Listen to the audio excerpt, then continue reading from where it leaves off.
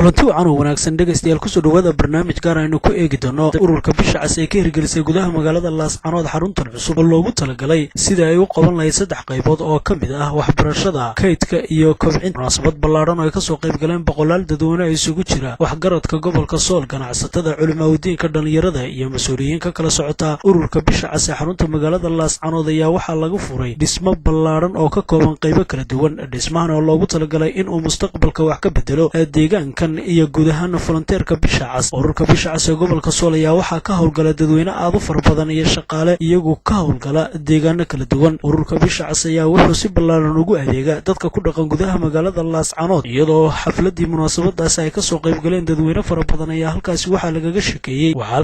sheekeeyay goortii dhidabada loo taagay ururka bisha cas ee xarunta magaalada Laascaanood, isagoo gudoomiyaha ururka Masar Daakir oo halkaasi ka sheegay marxaladii kala duwanaa ay soo martay, iyadoo ururka bisha cas ee xarunta gobolka Sool ay marayso maanta meelihii ugu fiicnaa oo guud ahaan gobolka Sool. Iyo dadweynaha ayaa waxa ay si weyn ula dhacsan yihiin waxqabadka ururka bisha cas oo ka qabtay gudaha magaalada Laascaanood iyo shaqada hufnaanta. Mas'uuliyiinta halkaasi ka soo qayb galaya dhammaantood waxay si weyn u soo dhaweeyeen in ururka bisha cas laga taageero oo dhismihii ugu ballaarnaa ee gudaha magaalada Laascaanood ay ka hirgeliso ururka bisha cas uu ka hirgeliyo gudaha magaalada Laascaanood. Dhismahan oo iyadoo xafiis ballaaran oo horey loogu shaqayn jiray ay gudaha magaalada Laascaanood ay ku leedahay ururka bisha cas. Maanta ayaa waxaa ahayd maalin oo ay dadweynuhu aad u soo dhaweeyeen dhismahan iyo gaadiidka aadka u bilicsan ee u adeega bulshada. Ugu horreyn halkaasi waxaa ka hadlay gudoomiyaha ganacsatada ahna gudoomiyaha shirkadda Telesom Cabdirasaaq Dhabeeco oo ammaanay doorka ururka bisha cas kaga jiro kor u qaadista caafimaadka. Waxaa isaguna halkaasi ka hadlay Dr. Muuse Geele oo ku dheeraaday in ay qayb lixaad la ay ka qaadato ururka bisha cas kobcinta iyo sidii kor loogu qaadi lahaa. Gudoomiyaha ururka bisha cas Daakir oo ku dheeraaday inuu u mahad celinayo ka soo qaybgalayaasha iyo dhammaan mas'uuliyiinta halkaasi isugu timid. والصلاة والسلام على أشرف الأنبياء محمد صلى الله عليه وسلم عليه. اللهم أرنا الحق حقا وارزقنا اتباعه، اللهم أرنا الباطل باطلا وارزقنا اجتنابه وكرهنا فيه. وهرين الله أيام هذا سكاله الله إنه سورتجلي إنه هالكن السجون معنا إنه كبر السجون معرمها هرمركا جوال كأه ما هذا اللي بعده حيسكاله أوركن xafladda inoo qabtay iyo bahweynta caafimaadka oo iska kaashada arrimaha caafimaadka iyo waxyaalo fara badan oo danta iyo horumarka ku jiro. Runtii wuxuu gudoomiyihii inooga soo sheekeeyey processkii ay soo martay ururkani uu soo maray iyo heerka uu maanta taagan yahay. Runtii anigu waxaan ahaa dadkii goobjoogga ahaa ilaa dhowr iyo 90kii ilaa haddeer koriddeedana la socday. Runtii mahad ballaaran waxaan u soo jeedinayaa ninka la yiraahdo gudoomiye Daakir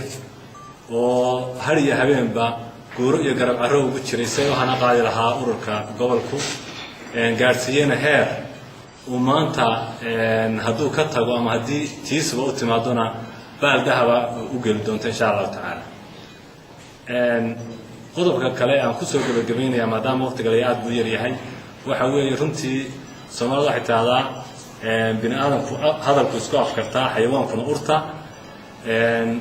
warkuna haddaan war lahayn oo information jirin wax badan lama qaban karo. Runtii information fiican buu ina siiyey. waxaan rajaynayaa waqtiyo kale oo fara badan information inta ka sii faahfaahsan inaan ka heli doono qaabka wax u socdaan iyo dowrka la inooga baahan yahay. waxaa la inoo sheegay in xubno laga noqon karo xubno active iyo kuwa aan active ahayn. inuu majaalkaasina inoo furan yahay waa la inoo sheegay. insha Allah tacaala de waxay la tahay anigu horta ninka ugu horeeya noqon doona soo bilaabo insha Allah. ragga kale halka fadhiya iyo kuwa media naga dhageysan doona insha Allah tacaala waxaan leenahay de xog baynu helay inaynu hawsha ka qayb qaadano oo dowrkaanu ku leenahay. taasi waa dowrkii shakhsi. dowrka ka ganacsi ahaan maadaama aan ahay gudoomiyaha ganacsatada afkooda ku hadlaya iyo afkayga iyo afka gudoomiyaha shirkaddan ka ahay insha Allah tacaala de maadaama ay maanta noogu horeysay qorshahan iyo soo bandhigidiisu wax walba process bay u baahan yihiin. marka insha Allah tacaala inaanu process karayno ganacsata ahaan isku wacyigelino aan kana qayb qaadano insha Allah tacaala ayaan rajaynaynaa. Assalaamu calaykum waraxmatullahi. sida markaa la yaabo nin caafimaadka ahbaanahay bahdaas afka ku hadlaya marka aad baan ku mahadnaqaynaa jibida naga jibteen inaad timaadaan marka la yaabo ururka bisha cas waxay u arki jireen ama waaba arki jireen ama waxay u haysteenba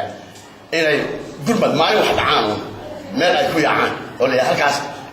ha tageen bishaas ama bishaas baa ka gashay saasi waa si jiray laakiin dhalinyarada dambe kulley ama kuwa soo galay ama wax ka fahmama oo ku baasan gobol hore ama gobol kale qaar ku xitaa imka jiraan oo meel kale u shaqo tageen way fahamsan yihiin waxyaalaha bishaas ururka bishaas gaar ahaan ama guud ahaanba u xilsaaran yahay halkaa haddaan yar waxa weeye ka hortagaas waxaan leeyahay maxaa leeyahay gurmadkaas degdega maadaama loo haysto dadku inta badan ama haddeerba laga yaaba in qaar sidaa u haystaan way badan yihiin lama soo koobi karo runtii maxaa leeyahay maamulaha hay-aduna wax badan buu sheegay oo halkan idinka bidixiyey bal in yaroo koobanna ama aan raacraaciyo hadday doonaan qaar xaban waa duplicate in dhawaato waad ogtihiinoo waxaa la yidhaahaa xanuunada cudurrada ka hortagga baa dadku had iyo jeer caalamka aad moodaa inuu dadaalkeeda saaraya wixii hore soo jireenka ahaa xagga daweynta waxaaba laga yahay meelaha qaarkood waad aragteen cusbitaallada public ku leeyahay yacni dowladda waxaa la yidhahdaa ama maamulkaa jira uu fangareeyo oo u xilsaaran yahay waa kuwa ugu liita caalamka xagga caafimaad ahaan meelaha barayfatka gaararka loo leeyahay maxamed in badan maad marmarteen caalamka waa aad u kacsan had iyo jeer waayo waxay ku dadaalaan maxaa la yidhaha qalabku ka wanaagsan yahay dhakhtarku ka wanaagsan yahay dhakhtar bayaan odhanaya wax alla wixii caafimaad ka shaqeeyaaba xirfad caafimaad wataaba kuwa ay ugu wanaagsan kuwa ugu maxaa la yidhaha casirsan kuwa ugu maxaa la yidhaha waxbarasho roon ama shahaadooyin wanaagsan waxaa wada qaata dhammaan wada qaata cusbitaalada brifatka wuxuu leeyahay oo kale qayb la yidhaahdo youth ama dhallinyarada kobcinta dhallinyarada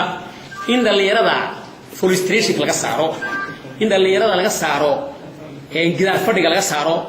laba ujeedo loo sameeyo capacity-gooda la dhiso oo la baro xirfad sababaha gurigan loo dhisay qayb bay ka tahay ururka ujeedadiisu waxa weeye in la helo bulsho xoogan oo ka jawaabi karta marka wax dhacaan inay ka jawaabi kartaa himiladiisa ugu fog aan higsanaa wataa haddaba maxaa taa lagu gaadhaya ururku waa inuu helaa dhaqaalahan uu ka helayo waddamada soo socda aan gacan hadda waxaan haya oo gacanta nagu haya oo bishaarka naga bixiya oo gaariga naga bixiya dee waa laanqadaha casi caalamiga waa naga bixiya inaanu taa ka kaaftoono oo hanti aanu iska leenahay inaanu helaan hubna hanti aanu iska leenahay oo anagu leenahay hadday warsho tahay hadday alberga tahay oo dhaqaal naga soo galo dhaqaalihii aan ka kaaftoono ururku ujeeddada ugu dambaysa oo aanu higsanaa wataa gurigani kama taganaa xafiis waa leenahay waa noo free maxaa loo sameeyey waa isweydiin waa su-aal isweydiin waxaa loo sameeyey income generation